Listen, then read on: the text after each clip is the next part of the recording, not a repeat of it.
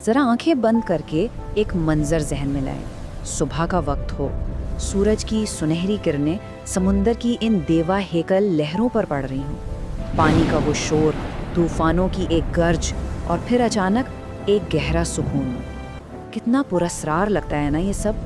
हमारी ज़मीन का सबसे बड़ा हिस्सा इन्हीं समुंदरों ने घेरा हुआ है और सच पूछें तो ये सदियों से इंसान के लिए एक बहुत बड़ा मौम्मा रहे हैं। आज के इस मालूमाती जायजे में हम इसी हैरत अंगेज राज पर बात करेंगे, यानी समुंदर की कीमिया, उसकी रब्बानी तहारत और उसके पीछे छुपा साइंसी कमाल। तो चलिए शरीयत और जदीद साइंस दोनों जावियों से इस गहरे नीले पानी के सफ़र का आगाज़ करते हैं। एक बड़ा ही दिलचस्प सवाल जो अक्सर जहन में आता है कि समुंदर का पानी कभी ख़राब क्यों नहीं होता। ज़रा इस पर गौर करें। इस पानी के अंदर रोज़ाना करोड़ों समुद्री जानवर पैदा होते हैं और फिर वहीं मरकर गल सड़ जाते हैं। और सिर्फ यही नहीं, दुनिया भर का कचरा, आलूदा दरिया सब मुसलसल इसी समंदर में जाकर गिरते हैं।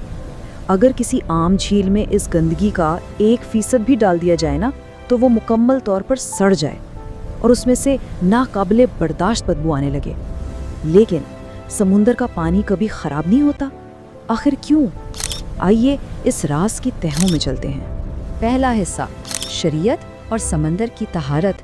इस पूरे मामले को गहराई से समझने के लिए सबसे पहले हमें इस रूहानी और मुहतरम मकाम को देखना होगा जो इलाही निज़ाम में समंदर को दिया गया है। यहाँ ये हदीस मुबारका हमारे सामने आती है जो अपने अंदर पूरे समंदर के निज़ाम का निचोड़ समोए हुए है।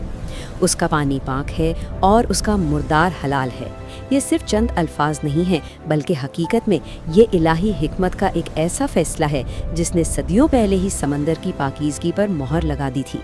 उस वक्त जब जदीद साइंस या लेबॉरेटरीज़ का नामो निशान तक नहीं था, तब ही ये बता दिया गया था कि समंदर में चाहे कितने ही जानवर क्यों न मर जाएं, उसकी तहारत हमेशा बरकरार रहती है। अच्छा, यहाँ एक बड़ा अहम और दिलचस्प फ़र्क समझना बहुत ज़रूरी है। वो है पाक और साफ़ होने का फ़र्क। देखिए, इस्लामी फ़िक़ह में जब हम कहते हैं ना कि समंदर का पानी पाक है, तो उसका हरगिज़ ये मतलब नहीं कि वो मीठा है और हम उसे ग्लास में भरकर पी सकते हैं। बिल्कुल नहीं। इसका इंतहाई नमकीनपन उसे पीने के लायक यानी साफ़ तो नहीं रहने देता, लेकिन शरीयत की रूह से ये पानी मुकम्मल तौर पर पाक है। इस हद तक पाक कि इससे बाकायदा वुज़ू और गुस्ल किया जा सकता है। तो अब सवाल ये पैदा होता है कि ये रूहानी पाकीज़गी और जिस्मानी तवाज़ुन एक साथ कैसे कायम रहता है। चलें साइंस से पूछते हैं। दूसरा हिस्सा, फितरत का सफाई का निज़ाम। शरीयत के तसव्वुर को समझने के बाद अब रुख करते हैं साइंस की तरफ और देखते हैं कि कुदरत ने इस तहारत को बरकरार रखने के लिए कैसा शानदार और बेऐब साइंसी इंजन लगा रखा है। कुदरत ने समुंदर को साफ रखने के लिए जो ज़बरदस्त इंजन तैयार किया है, उसके 4 बुनियादी सुतून हैं। पहला, नमक के क्रिस्टल्स। दूसरा, ऑक्सीजन फराहम करने वाली लहरें। तीसरा, सूरज की अल्ट्रावायलेट शुआएं। और चौथा, खुर्दबीनी जानदार यानी माइक्रो ऑर्गेनिजम्स। ये चारों एक ऐसी मजबूत जंजीर की तरह हैं जो आपस में मिलकर इन अरबों गैलन पानी को लगातार धोती रहती हैं।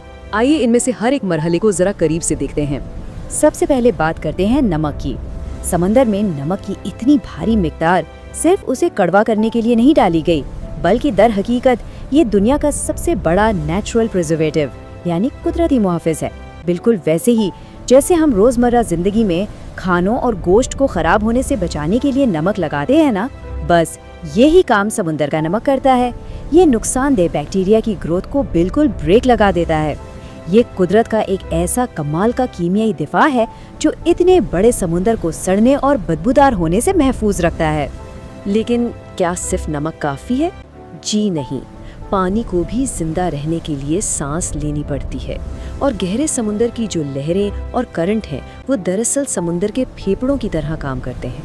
हम सब जानते हैं कि अगर पानी एक जगह खड़ा रहे तो वो गलने लगता है, लेकिन समुंदर तो कभी नहीं रुकता। ये ताकतवर लहरें पानी को मुसलसल हिलाकर सतह के ताज़ा ऑक्सीजन को गहराइयों तक ले जाती हैं, और ये ऑक्सीजन इन खतरनाक सड़ान पैदा करने वाले बैक्टीरिया का खात्मा करके इस बात की ज़मानत देती है कि समुंदर का दिल मुसलसल धड़कता रहे। और इसके साथ साथ शमसी और आयातियाती सफाई का एक ऐसा अमल चल रहा है जो इंसान की अक्ल दंग कर देता है। जब सूरज की तेज शुआएं समंदर की सतह पर पड़ती हैं, तो वो एक कुदरती डिसइंफेक्टेंट बनकर लाखों जरासीम को वहीं जलाकर भस्म कर देती है। और पानी के अंदर क्या हो रहा है? وہاں خردبینی جانداروں اور مچھلیوں کی ایک پوری فوج موجود ہے جو مسلسل کچرے اور مردہ اجسام کو کھا کر اس گلے سڑے مادے کو ریسائیکل کر رہی ہیں۔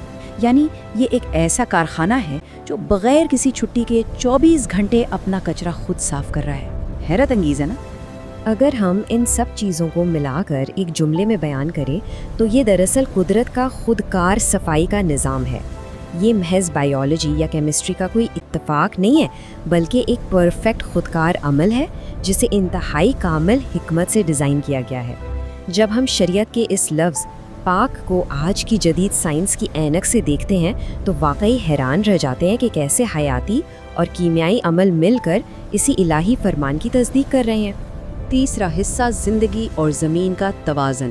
سمندر کا یہ صاف اور پاک پانی صرف مچھلیوں یا آبی حیات کے لیے نہیں بلکہ پوری دنیا کے حیاتیاتی نظام کی بقا کا ضامن ہے۔ تو آئیے دیکھتے ہیں کہ یہ ہمارے روزمرہ سے کیسے جڑا ہوا ہے۔ ذرا قدرت کے اس آبی چکر یعنی واٹر سائیکل پر غور کریں۔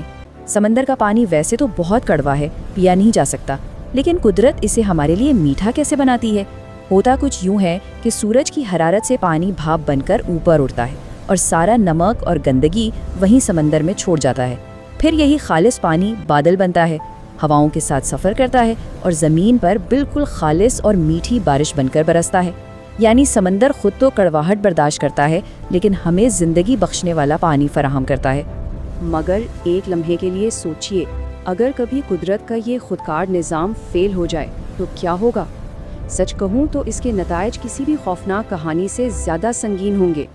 اگر سمندر کا یہ صفائی کا انجن رک گیا نا تو بارشیں ہمیشہ کے لیے ختم ہو جائیں گی، پوری زمین خشک سالی کا شکار ہو جائے گی، اور اس سے بھی بڑھ کر اگر سمندر مر گیا تو ہماری زمین پر آکسیجن کی سطح خطرناک حد تک گر جائے گی۔ سمندر کی صحت دراصل پوری زمین اور انسانیت کی صحت کی ضمانت ہے۔ اس سارے حیران انگیز سفر کے بعد قرآن مجید کی یہ خوبصورت آیت ہمارے سامنے آتی ہے، اور وہی ہے جس نے سمندر کو مسخر کر دیا۔ یہ چند الفاظ سائنسی کمال اور الہی ڈیزائن دونوں کو بالکل ایک جگہ لا کر کھڑا کر دیتے ہیں۔ یہ بے عیب نظام ہمیں مجبور کرتا ہے کہ ہم رک کر اس پر غور کریں۔ اگلی بار جب سمندر کی لہروں کو دیکھیں یا بارش کے قطرے کو محسوس کریں تو ذہن میں یہ سوال ضرور لائیے گا، کیا اس عظیم کاریگری اور اتنے پرفیکٹ نظام کے پیچھے موجود حکمت کو ہم واقعی اتنا سمجھ پائے ہیں جتنا اس کا حق ہے، اور کیا ہم اس کا شکر ادا کر رہے ہیں؟